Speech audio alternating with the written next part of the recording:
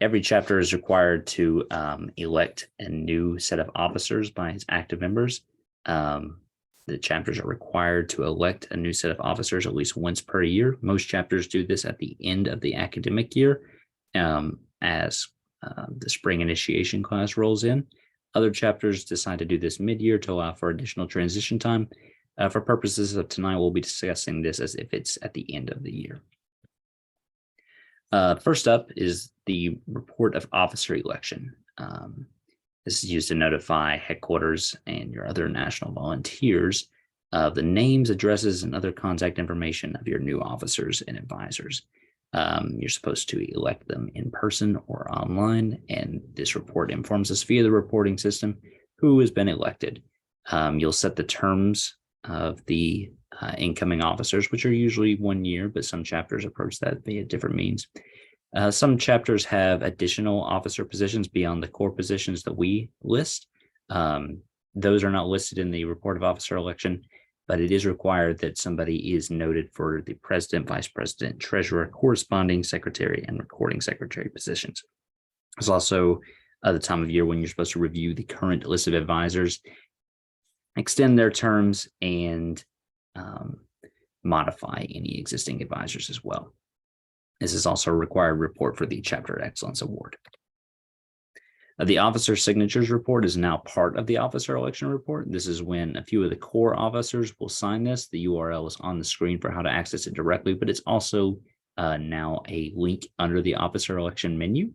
In order to submit your officer election report, you must now upload the officer signatures before pressing submit. The submit function will not appear on the officer election report until the signatures are uploaded. The fall update report, this is kind of a tricky one. This is actually not completed until next reporting year. I did just want to note it though. Once the new officers return, this is a required report due within a few weeks of the start of the academic year. You will want to just remember to do so. Again, the report of the fall update report that appears on your current year reporting screen will be for this academic year and would have been completed in the previous fall. But I did just want to note that will be upcoming to avoid any confusion.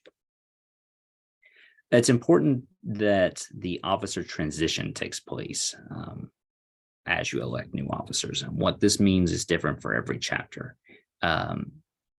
We want to encourage that the end of year reports that I'm about to discuss are completed by the outgoing and incoming officers. It's a great transition activity to pass on that information.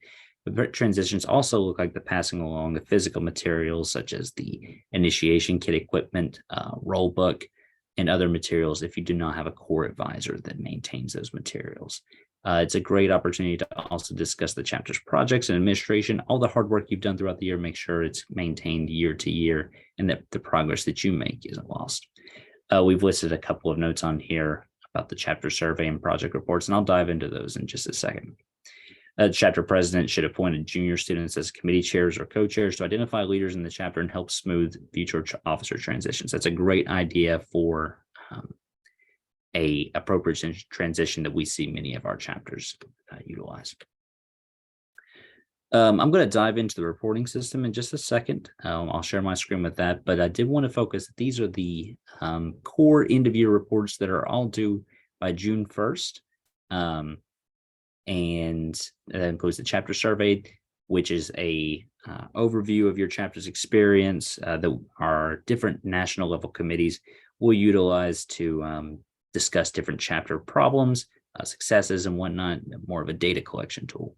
The convention credentials identifies who will be the chapter representatives at the convention.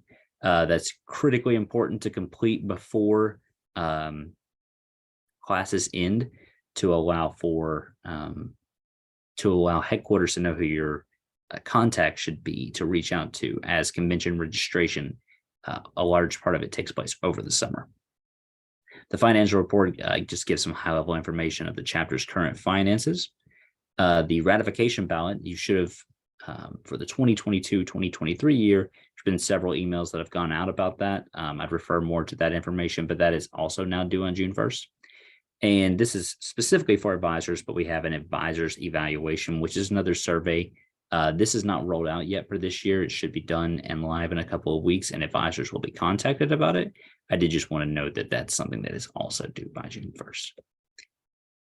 So upon logging in, here's what your home screen should look like. I'm logged in as Tennessee Alpha at the University of Tennessee. Go Vols. So what I always like to talk with chapters about is that by the time you complete an academic year, all of the columns on the right side that have a grade should be filled with a grade. That means all reports have been submitted. That's a great way to check your progress, keep up with deadlines and whatnot. So this home screen is actually more useful than it may look at first glance. Several of the reports that we've discussed are listed in the other reporting section. I'll dive into those each real quick and give just a high-level overview.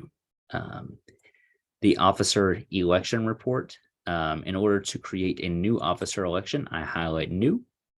I did want to note, maybe before we jump in, this is where you will upload your officer signatures from now on. This replaces the email submission of officer signatures.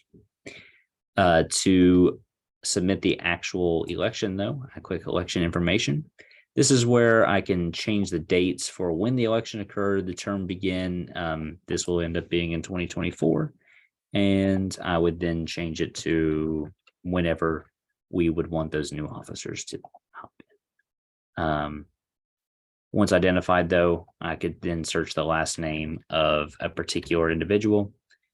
Not sure if this will work, but let's give it a try. I have to set a term and date. The system will block you from proceeding if any of the parameters aren't met, such as term end dates.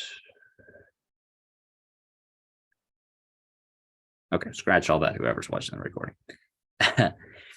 You're able to search by last name and identify the officers as needed to fill in the positions on the left. Again, officer signatures are also uploaded here. You will not see a submit button that will appear on this screen until the officer signatures for a particular election cycle have been uploaded. Back on the home screen, officer signatures are also linked here, but that is covered in. Convention credentials. You'll want to highlight 2023. This convention will be taking place in Atlanta, Georgia this October. We have a system where you will identify the last name of the primary delegate and the alternate. We assume that the delegate will be attending, but the alternate gives an authorized individual to participate on the chapter's behalf. This is critically important, again, so that headquarters knows who the convention representatives should be. The ratification ballot. This is the first year this is online. We've covered this in previous chapter chats, and we'll discuss it again in upcoming chats, but can be submitted here as well. The financial report. Highlight new. Quick financial report. You may need to work with your treasurer or advisors for some information related to this report.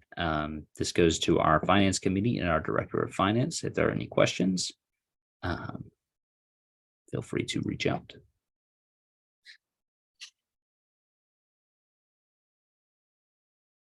Let's see. We won't touch on these here, but again, it's just another reminder that each of these reports should have a grade by the time you close out your time as a chapter officer. It gives a great opportunity to know that the chapter is wrapped up for the year. So be sure to look for that.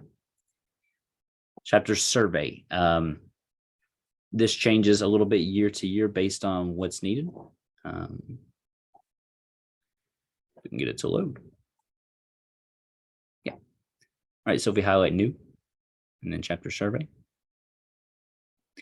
you'll be met with a consolidated survey from previous years, but a set of multiple choice, free response, and yes or no questions throughout.